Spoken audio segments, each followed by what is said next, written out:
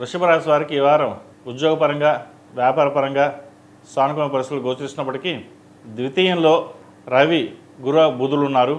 గురువు కంబస్ట్ అయి ఉన్నారు రవితో కలిపి.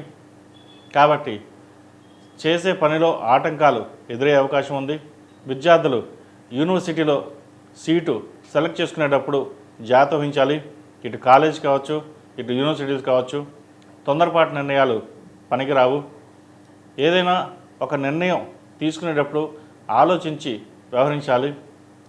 ఎందుకంటే అతిపెద్ద గ్రహం గురువు కంబస్ట్ అవడం వల్ల కొన్ని అనాలోచిత నిర్ణయాలు కావచ్చు, కార్యక్రమాలు కావచ్చు జరిగే అవకాశం లేకపోలేదు.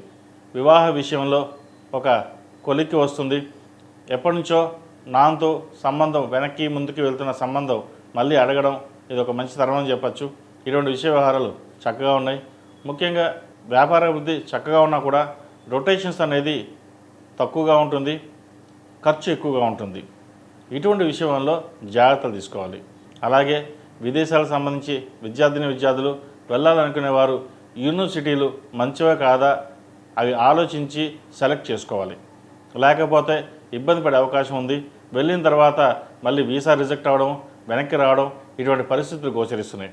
అదేవిధంగా ఈ రాశిలో జన్మించిన స్త్రీలకు వృత్తి ఉద్యోగాల పరంగా వ్యాపారపరంగా సానుకూల పరిస్థితులు గోచరిస్తున్నప్పటికీ మాట తీరు పట్ల కొంత ఇబ్బందికరమైన వాతావరణం ఉంటుంది.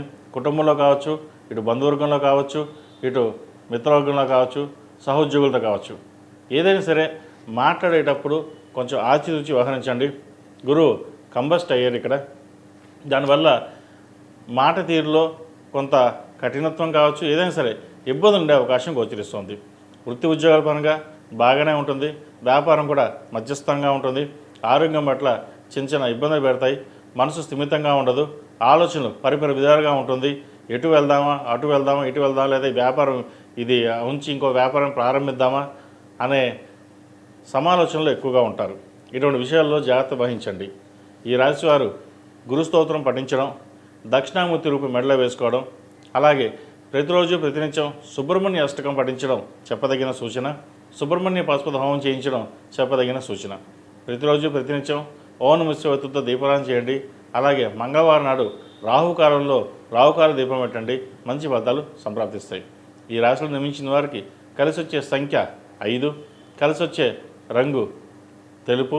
ఏదైనా పని మీద బయటకు వెళ్ళినప్పుడు శుక్రవారం కానీ ఆదివారం కానీ వెళ్ళండి. మంచి ఫలితాలు సంప్రాప్తిస్తాయి.